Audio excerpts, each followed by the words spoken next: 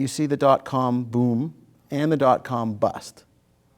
And then a few years later, you find yourself in a startup. How did that transition work? How did you go from being part of a large institutional media source to working at a Toronto-based startup like a B5 Media or Planet I? So I was a tech reporter for the Globe and Mail at the time, for the ROB, and that's like playing for the Yankees.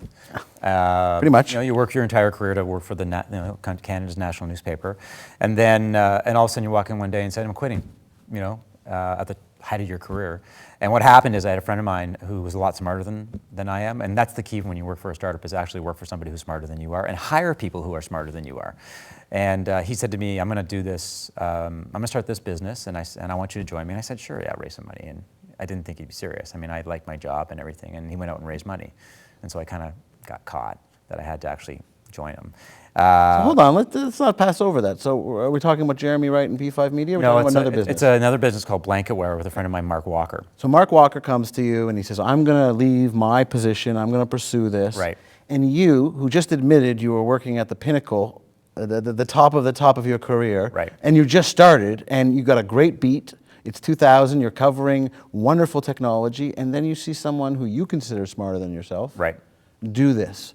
And that makes you want to join him? After the dot-com boom, you thought, let's go be an entrepreneur? Well, he promised me he'd make me a millionaire.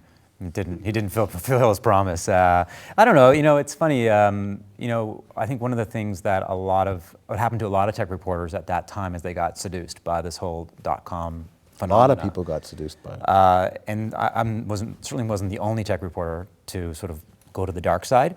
I think it was a combination. Maybe I was ready. Maybe I just liked the opportunity. Maybe it was just time for a change. There's lots of reasons why you decide to become an entrepreneur. Some of them are by design. You say to yourself, "I want to be an entrepreneur," and some of them are by accident.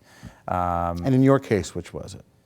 It was probably by accident. I mean, quasi-accident. Although it was probably what I wanted to do, but I didn't know it at the time. So you accidentally fell into what you really wanted to do. I think so.